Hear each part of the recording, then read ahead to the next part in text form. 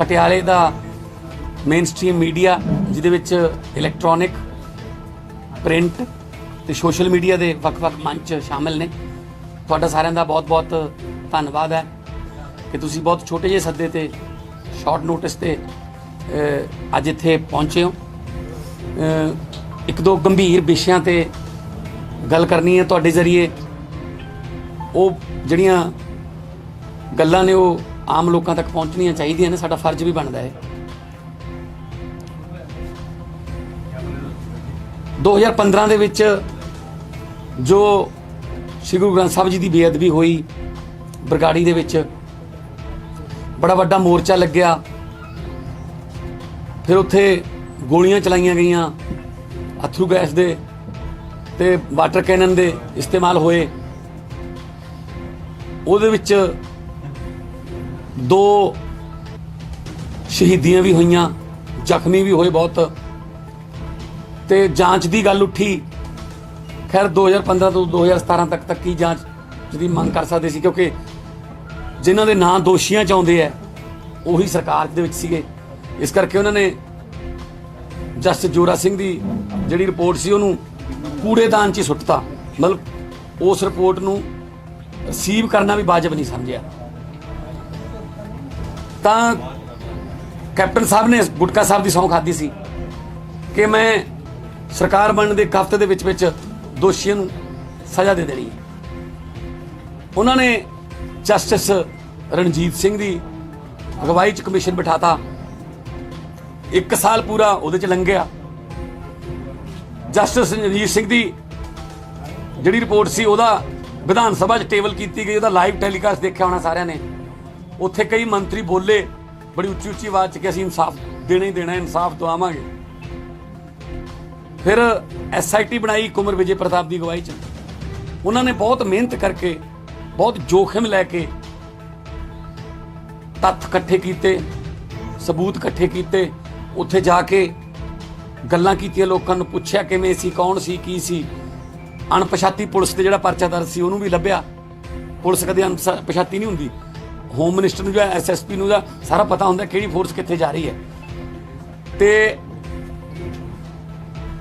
ਉਸ ਤੋਂ ਬਾਅਦ ਜਦੋਂ 9 ਚਲਾਨ ਵੀ ਪੇਸ਼ ਹੋ ਗਏ ਤਾਂ ਅਚਾਨਕ 3 ਸਾਲਾਂ ਬਾਅਦ ਉਹਨਾਂ ਦੀ ਕੀਤੀ ਕਰਾਈ ਜਿਹੜੀ ਖੂਹ 'ਚ ਪਾ ਕੇ ਰੱਖਤੀ।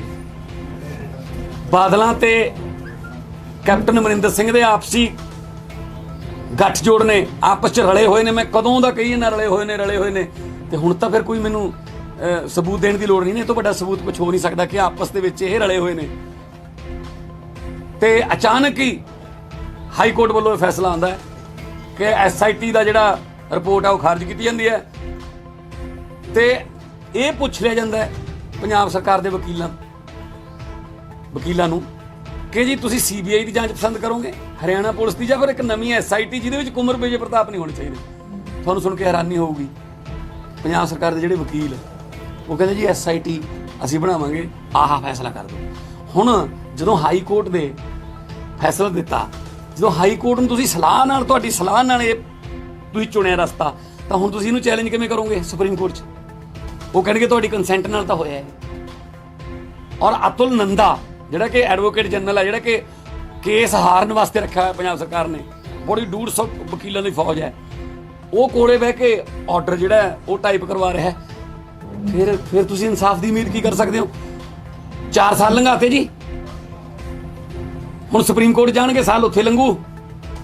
SIT ਬਣਾਉਣਗੇ, ਫਿਰ 4 ਸਾਲ ਉਹ 'ਚ ਲੰਘਣਗੇ। ਮਤਲਬ ਤੁਸੀਂ, ਤੁਹਾਡੇ ਲਈ ਉਹ ਜਿਹੜੇ 2 ਸਿੰਘ ਸ਼ਹੀਦ ਹੋਏ ਉਹਨਾਂ ਦੀ ਜਾਨ ਦੀ ਕੋਈ ਕੀਮਤ ਨਹੀਂ। ਜਿਹੜੇ ਜ਼ਖਮੀ ਹੋ ਗਏ ਜਾਂ ਜਿਹੜੇ ਪੁਲਿਸ ਨੇ ਟੌਰਚਰ ਕਰਕੇ ਜਿਹਨਾਂ ਦੀ ਰੀੜ੍ਹ ਦੀਆਂ ਹੱਡੀਆਂ ਤੋੜਤੀਆਂ, ਉਹਨਾਂ ਜਿਉਂਦਿਆਂ 'ਚ ਨਾ ਮਰਿਆਂ 'ਚ, ਉਹਨਾਂ ਦੀ ਕੋਈ ਕੀਮਤ ਨਹੀਂ। ਤੁਸੀਂ ਲੋਕਾਂ ਨੂੰ ਕੀੜੇ ਮਕੌੜੀ ਸਮਝਦੇ ਹੋ। ਜਦੋਂ ਮਰਜ਼ੀ ਕੋਈ ਫੈਸਲਾ ਕਰਾ ਲਓਗੇ, ਜਦੋਂ ਮਰਜ਼ੀ ਬਰੀ ਹੋ ਜਾਓਗੇ। ਤੁਸੀਂ ਇੰਨਾ ਸੌਖਾ ਸਮਝ ਲਿਆ ਕੰਮ ਕਿ ਤੁਸੀਂ ਜਸ਼ਨ ਮਨਾਉਣ ਲੱਗ ਗਏ, ਅਤਿਸ਼ਬਾਜ਼ੀਆਂ ਚਲਾਉਣ ਲੱਗ ਗਏ ਕਿ ਅਸੀਂ ਜਿੱਤ ਗਏ। ਤੇ ਜਦੋਂ ਫਿਰ ਕੁਮਰ ਵਿਜੇ ਪ੍ਰਤਾਪ ਨੇ ਕੱਲ ਇਹ ਪੇਸ਼ਕਸ਼ ਦੇਤੀ, ਚਿੱਠੀ ਦੇਤੀ ਕਿ ਮੈਂ ਨੌਕਰੀ ਹੀ ਨਹੀਂ ਕਰਨੀ, ਅਸਤੀਫਾ ਨਹੀਂ ਜੀ, ਮੈਂ ਨੌਕਰੀ ਹੀ ਨਹੀਂ ਕਰਨੀ, ਮੈਨੂੰ ਤਾਂ ਰਿਟਾਇਰ ਕਰ ਦਿਓ, ਤਾਂ ਕੈਪਟਨ ਸਾਹਿਬ ਕਹਿੰਦੇ ਨੇ ਮੈਨੂੰ ਕੁਮਰ ਵਿਜੇ ਪ੍ਰਤਾਪ ਵਰਗੇ ਅਫਸਰਾਂ ਤੇ ਮਾਣ ਹੈ, ਮੈਨੂੰ ਉਹਨਾਂ ਦੀ ਰਿਪੋਰਟ ਤੇ ਯਕੀਨ ਹੈ। ਜੇ ਯਕੀਨ ਹੈ ਤਾਂ ਫਿਰ ਪਹਿਲਾਂ ਕਿਉਂ ਨਹੀਂ ਕੇਸ ਲੜਿਆ ਜੀ ਉਹਨਾਂ ਦਾ? ਤੁਸੀਂ ਇੱਕ ਇਮਾਨਦਾਰ ਅਫਸਰ ਦੇ ਕੈਰੀਅਰ ਤੇ ਧੱਬਾ ਲਵਾ ਕੇ ਰੱਖਤਾ। ਪਹਿਲਾਂ ਇਲੈਕਸ਼ਨ ਕਮਿਸ਼ਨ ਤੋਂ ਉਹਨੂੰ ਪਿਛਲੀ ਵਾਰ ਇਲੈਕਸ਼ਨਾਂ ਵੇਲੇ ਉਦੋਂ ਸੁਖਬੀਰ ਬਾਦਲ ਹੋਰਾਂ ਦੀ ਰਿਪੋਰਟ ਆ ਰਹੀ ਸੀ ਇਲੈਕਸ਼ਨ ਤੋਂ ਪਹਿਲਾਂ, ਤਾਂ ਕਿ ਇਲੈਕਸ਼ਨ ਲੰਘਾਉਣ ਵਾਸਤੇ ਤੁਸੀਂ ਪਹਿਲਾਂ ਉਹਨੂੰ ਬਦਲੀ ਕਰਵਾਈ। ਹੁਣ ਫੇਰ ਤੁਸੀਂ ਉਹਦੇ ਕੈਰੀਅਰ ਤੇ ਐਡਾ ਵੱਡਾ ਧੱਬਾ ਲਵਾਤਾ। ਇਮਾਨਦਾਰ ਅਫਸਰ ਹੈ ਉਹ ਉਹਨੂੰ ਤਾਂ ਕਈ ਵਾਰੀ ਹਾਈ ਕੋਰਟ ਨੇ ਸੂ ਮੋਟੋ ਲੈ ਕੇ ਕਈ ਕੇਸਾਂ ਦੇ ਵਿੱਚ ਉਹਨੂੰ ਇਨਕੁਆਇਰੀ ਅਫਸਰ ਲਾਇਆ ਕਿ ਇਹਨੂੰ ਲਾਓ। ਇਹੋ ਜਿਹਾ ਬੰਦਾ ਤੇ ਤੁਸੀਂ ਅਚਾਨਕ ਤੁਸੀਂ ਕਹਿਤਾ ਕਿ ਇਹ ਤਾਂ ਬੰਦਾ ਚਾਹੀਦਾ ਹੀ ਨਹੀਂ ਸਾਨੂੰ। ਸੋ ਇੱਥੋਂ ਕੀ ਸਿੱਧ ਹੁੰਦਾ ਫਿਰ? ਇਹ ਬਹੁਤ ਵੱਡਾ ਇੱਕ ਤਮਾਚਾ ਵੱਜਿਆ ਇਹਨਾਂ ਦੀ ਗੱਲ ਤੇ, ਕੈਪਟਨ ਸਾਹਿਬ ਦੇ ਤੇ ਬਾਦਲ ਸਾਹਿਬ ਦੇ ਆਪਸ ਵਿੱਚ ਗੱਠ ਜੋੜਤਾ। ਕੁੰਵਰ ਵਿਜੇ ਪ੍ਰਤਾਪ ਨੇ ਸਾਰਾ ਦੱਸਤਾ ਕਿ ਮੈਂ ਨੌਕਰੀ ਹੀ ਨਹੀਂ ਕਰਨੀ ਜੇ ਇਸ ਮਾਹੌਲ 'ਚ ਕਰਾਉਣਾ ਹੈ। ਉਹ ਬੰਦਾ IG ਲੈਵਲ ਦਾ ਬੰਦਾ ਜਿਹਨੂੰ ਜਾਨੋਂ ਮਾਰਨ ਦੀਆਂ ਧਮਕੀਆਂ ਮਿਲਦੀਆਂ ਹੋਣ, ਤੇ ਫਿਰ ਆਪਦੀ ਫੋਰਸ ਨੂੰ ਡਿਫੈਂਡ ਕਰਨਾ ਕਿਹਦਾ ਕੰਮ ਹੁੰਦਾ? ਉਹਦੀ ਰੱਖਿਆ ਕਰਨੀ ਕਿਹਦਾ ਕੰਮ ਹੁੰਦਾ? ਉਹਨਾਂ ਦੀ ਸੇਫਟੀ ਕਿਹਦਾ ਕੰਮ ਹੁੰਦਾ? ਹੋਮ ਮਿਨਿਸਟਰ ਦਾ। ਹੋਮ ਮਿਨਿਸਟਰ ਕੌਣ ਹੈ? ਕੈਪਟਨ ਅਮਰਿੰਦਰ ਸਿੰਘ। ਸੋ ਰਲ ਕੇ ਬਹੁਤ ਸਾਰੇ ਮੈਨੂੰ ਕਾਂਗਰਸੀਆਂ ਦੇ ਵੀ ਫੋਨ ਆਏ ਨੇ, ਕਹਿੰਦੇ ਜੀ ਸਾਡੀ ਤਾਂ ਫੱਟੀ ਪੁੱਜ ਗਈ। ਮੈਂ ਕਿਹਾ ਤੁਹਾਡੀ ਪੁੱਜਣੀ ਸੀ, ਕਿਉਂਕਿ ਤੁਸੀਂ ਗੁਰੂ ਸਾਹਿਬ ਦੀ ਬੇਅਦਬੀ ਦੇ ਮਾਮਲੇ ਦਾ ਪਾਪ ਖੱਟ ਰਹੇ ਹੋ ਤੁਸੀਂ, ਕਿ ਉਹਨਾਂ ਦੋਸ਼ੀਆਂ ਨੂੰ ਬਰੀ ਕਰਵਾ ਰਹੇ ਹੋ, ਉਹਨਾਂ ਨੂੰ ਤੁਸੀਂ ਕਲੀਨ ਚਿੱਟਾਂ ਦੇ ਰਹੇ ਹੋ। ਇਹ ਪ੍ਰਮਾਤਮਾ ਦੇਖਦਾ ਸਾਰਾ ਕੁਝ। ਸੋ ਇਹ ਕੁੰਵਰ ਵਿਜੇ ਪ੍ਰਤਾਪ ਦੇ ਅਸਤੀਫੇ ਦੀ ਪੇਸ਼ਕਸ਼ ਜਾਂ ਅਰਲੀ ਰਿਟਾਇਰਮੈਂਟ ਦੀ ਪੇਸ਼ਕਸ਼ ਨੇ ਅਕਾਲੀ ਦਲ ਤੇ ਕਾਂਗਰਸੀਆਂ ਦੇ ਆਪਸ ਦੇ ਵਿੱਚ ਮਿਲੇ ਹੋਣ ਦਾ, ਜਿਹੜਾ ਪਹਿਲਾਂ ਥੋੜਾ ਬਹੁਤ ਗੱਲ ਫੈਲੀ ਹੋਈ ਸੀ, ਹੁਣ ਤਾਂ ਪੱਕੀ ਹੋ ਗਈ। ਪੰਜਾਬ ਦੇ ਬੱਚੇ ਨੂੰ ਪਤਾ ਲੱਗ ਗਿਆ ਕਿ ਕੈਪਟਨ ਸਾਹਿਬ ਤੇ ਜਿਹੜੇ ਕੇਸ ਚੱਲਦੇ ਸੀ ਘਟਾਲਿਆਂ ਦੇ, ਬਾਦਲ ਸਾਹਿਬ ਜਾਂਦੇ ਉਹਨਾਂ ਨੂੰ ਵਾਪਸ ਲੈ ਗਏ ਸੀਗੇ 2016 'ਚ, ਤੇ ਹੁਣ ਜਿਹੜੇ ਬਾਦਲ ਸਾਹਿਬ ਤੇ ਚੱਲਦੇ ਨੇ ਉਹ ਕੈਪਟਨ ਵਾਪਸ ਲੈ ਰਿਹਾ। ਇਹ ਆਪਸ ਦੇ ਵਿੱਚ ਇੱਕ ਦੂਜੇ ਦੇ ਅਹਿਸਾਨਾਂ ਦੇ ਬਦਲੇ ਨਿਭਾ ਰਹੇ ਨੇ, ਤੇ ਪਿਸ ਰਹੀ ਹੈ ਤਾਂ ਪੰਜਾਬ ਦੇ ਜਿਹੜੇ ਆਮ ਲੋਕ ਪਿਸ ਰਹੇ ਨੇ, ਜਨਤਾ ਪਿਸ ਰਹੀ ਹੈ, ਜਿਹੜੇ ਇਨਸਾਫ ਭਾਲਦੇ ਨੇ ਉਹ ਪਿਸ ਰਹੇ ਨੇ। ਇਹ ਤਾਂ ਆਪਦੀ ਮਨਮਰਜ਼ੀ ਦੇ ਵਕੀਲ ਹਾਰਨ ਵਾਸਤੇ ਵੀ ਕਰ ਦਿੰਦੇ ਨੇ, ਮਨਮਰਜ਼ੀ ਦੇ ਵਕੀਲ ਜਿੱਤਣ ਵਾਸਤੇ ਵੀ ਕਰ ਲੈਂਦੇ ਨੇ। ਇਹਨਾਂ ਦੇ ਸਾਰੇ ਫੈਸਲੇ ਪਹਿਲਾਂ ਹੀ ਹੋਏ ਨੇ। ਇਸ ਅਦਾਲਤ 'ਚ ਬੰਦੇ ਬਿਰਖ ਹੋ ਗਏ, ਫੈਸਲੇ ਸੁਣਦਿਆਂ ਸੁੱਕ ਗਏ। ਆਖੋ ਇਹਨਾਂ ਨੂੰ ਉਜੜੇ ਘਰੀ ਜਾਣ। ਹੁਣ ਇਹ ਕਦੋਂ ਤੀਕ ਇੱਥੇ ਬੈਠੇ ਖੜੇ ਰਹਿਣਗੇ? ਕੁਝ ਕਿਹਾ ਤਾਂ ਹਨੇਰਾ ਜਰੇਗਾ ਕਿਵੇਂ, ਚੁੱਪ ਰਿਹਾ ਤਾਂ ਸਮਾਧਾਨ ਕੀ ਕਹਿਣਗੇ। ਇਹ ਸੁਰਜੀਤ ਪਾਤਰ ਜੀ ਦੀਆਂ ਲਾਈਨਾਂ ਨੇ, ਬਿਲਕੁਲ ਅੱਜ ਸਹੀ ਸਾਬਤ ਹੋ ਰਹੀਆਂ ਨੇ ਕਿ ਉੱਥੇ ਮਤਲਬ ਅਦਾਲਤਾਂ ਦੇ ਮੂਹਰੇ ਖੜੇ ਸੁੱਕ ਗਏ ਲੋਕ ਕਿ ਇਨਸਾਫ ਮਿਲੂ, ਸ਼ਾਇਦ ਇਨਸਾਫ ਮਿਲੂ। ਉਮੀਦ ਹੈਗੀ ਸੀ, ਪਰ ਮੈਂ ਪਹਿਲੇ ਦਿਨੋਂ ਕਹਿੰਦਾ ਆ ਰਿਹਾ ਸੀ ਕਿ ਕੈਪਟਨ ਤੋਂ ਨਾ ਕਰਿਓ ਉਮੀਦ ਇਨਸਾਫ ਦੀ। ਇਹਨੇ ਨਹੀਂ ਕਰਨਾ, ਇਹ ਰਲੇ ਹੋਏ ਨੇ, ਇਹ ਆਪਸ 'ਚ ਬਸ ਠੰਡੇ ਵਾਸਤੇ 'ਚ ਪਾਉਣਗੇ।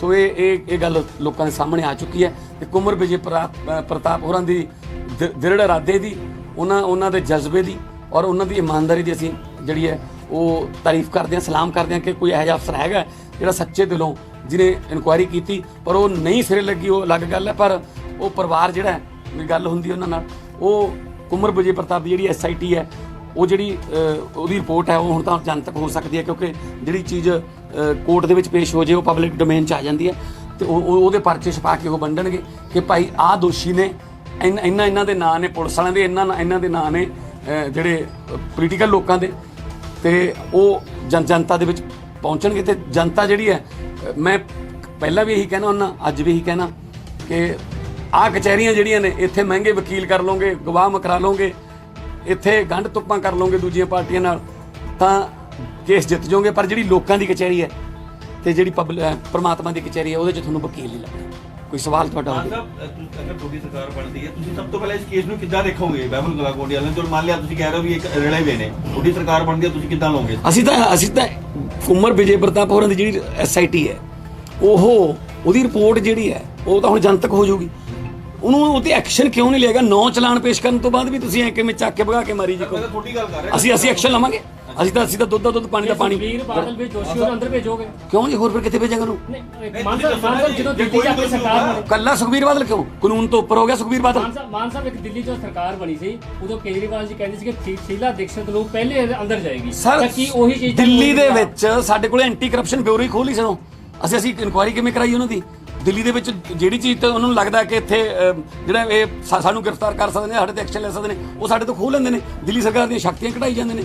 ਪਰ ਇਹ 'ਚ ਇਨਸਾਫ ਮਿਲਣਾ ਜ਼ਰੂਰੀ ਹੈ। ਇਹ ਇਕੱਲਾ ਕਿਸੇ ਪਾਰਟੀ ਦਾ ਨਹੀਂ, ਇਹ ਤਾਂ ਸਾਡਾ ਜਿਹੜਾ ਗੁਰੂ ਹੈ, ਜੋ ਸਾਡੇ ਘਰ ਹੀ ਸੇਫ ਨਹੀਂ ਹੈਗਾ, ਜੇ ਸਾਡੇ ਘਰ ਹੀ ਸੁਰੱਖਿਅਤ ਨਹੀਂ ਸਾਡਾ ਗੁਰੂ ਜਿਹੜਾ ਹੈ, ਫਿਰ ਅਸੀਂ ਹੋਰ ਕਿੱਥੋਂ ਬਾਬਾ ਨੂੰ ਕੀ ਉਮੀਦ ਕਰ ਸਕਦੇ? ਜਿਹੜੀ ਤੁਸੀਂ ਗੱਲ ਕਹੀ ਹੈ ਕਿ ਦੋਨੇ ਇਹ ਰਲੇ ਹੋਏ ਨੇ, ਹਾਂਜੀ। ਕੀ ਲੱਗਦਾ ਕਿ ਕਿਤੇ ਨਾ ਕਿਤੇ ਜੱਜਾਂ ਦੀ ਵੀ ਕਿਤੇ ਨਾ ਕਿਤੇ ਸੈਟਲਮੈਂਟ ਹੈਗੀ ਹੈ ਜਾਂ ਹਾਈ ਕੋਰਟ ਨੇ ਇਹਦਾ ਫੈਸਲਾ ਦਿੱਤਾ? ਤੁਸੀਂ ਇਹ ਦੇਖ ਲਓ ਜੀ ਕਿ ਅਤੁਲ ਨੰਦਾ ਦੀ ਜਿਹੜੀ ਟੀਮ ਹੈ, ਜਿਹੜੀ ਐਡਵੋਕੇਟ ਜਨਰਲ ਹੈ, ਉਹਨੇ ਇੱਕ ਵੀ ਕੇਸ ਜਿਤਾ ਕੇ ਦਿੱਤਾ ਪੰਜਾਬ ਨੂੰ। ਜਦੋਂ ਸੁਰੇਸ਼ ਕੁਮਾਰ ਦਾ ਜਿਹੜਾ ਉਹਦਾ ਚੈਲੰਜ ਕਰਤਾ ਸੀ, ਉਦੋਂ ਡਬਲ ਬੈਂਚ ਕੋਲੇ ਕਰਕੇ ਜਿਹੜਾ ਅਪੀਲ ਪੀ ਚਿਦੰਬਰਮ ਨੂੰ 22 ਈਅਰ ਲੈ ਕੇ ਆਈ ਸੀ, ਠੀਕ ਹੈ ਜੀ। ਜਦੋਂ ਸੁਮੇਧ ਸੈਣੀ ਵਾਲਾ ਕੇਸ ਸੀ, ਉਹ 'ਚ ਅਤੁਲ ਨੰਦਾ ਦੀ ਵਕੀਲ ਦੀ ਟੀਮ ਪੇਸ਼ ਹੀ ਨਹੀਂ ਹੋਈ ਜੀ। ਜਦੋਂ ਪ੍ਰਾਈਵੇਟ ਸਕੂਲਾਂ ਦੀ ਫੀਸ ਵਾਲਾ ਸੀ, ਉਦੋਂ ਵੀ ਇਦਾਂ ਹੀ ਕਰਤਾ। ਸੋ ਇਹ ਕੀ ਹੈ, ਇਹ ਹਾਰਨ ਦੇ ਵੀ ਪੈਸੇ ਲੈਂਦੇ ਆ, ਇਹ ਜਿੱਤਣ ਦੇ ਵਾਸਤੇ ਲੜਦੀ ਨਹੀਂ ਉਹ। ਸਰਕਾਰ ਨੇ ਇਸੇ ਕਰਕੇ ਖੜਾ ਕੀਤਾ ਸੀ ਕਿ ਸਰ ਉਹਦਾ ਫੇਵਰੇਟ ਹੈ ਉਹ, ਉਹਨੇ ਕੋਈ ਕੇਸ ਜਿਤਾਇਆ ਹੋਵੇ ਤਾਂ ਮੈਨੂੰ ਦੱਸ ਦਿਓ। ਅਤੁਲ ਨੰਦਾ ਨੂੰ ਬਰਖਾਸਤ ਕਰ ਦਿੱਤੀ 2022 ਦੇ ਵਿੱਚ ਅਸੀਂ ਦਲਿਤ ਨੂੰ ਜਿਹੜਾ ਹੈਗਾ ਡਿਪਟੀ ਸੀਐਮ ਬਣਾਵਾਂਗੇ। ਕੱਲ ਬਿਆਨ ਆਇਆ ਵੱਡਾ, ਦੂਸਰੀ ਨੂੰ ਕਿਵੇਂ ਦੇਖਦੇ ਜੀ? ਜੇ ਸਰਕਾਰ ਬਣੂ ਤਾਂ ਹੀ ਬਣਾਉਣਗੇ, ਚਾਹੇ ਹੋਰ ਬਣਾ ਲਓ 5-7 ਕੋਈ ਪ੍ਰਧਾਨ ਮੰਤਰੀ ਵੀ ਕਹਿ ਲੇ ਭਾਵੇਂ ਆਪਣੇ ਆਪ ਨੂੰ।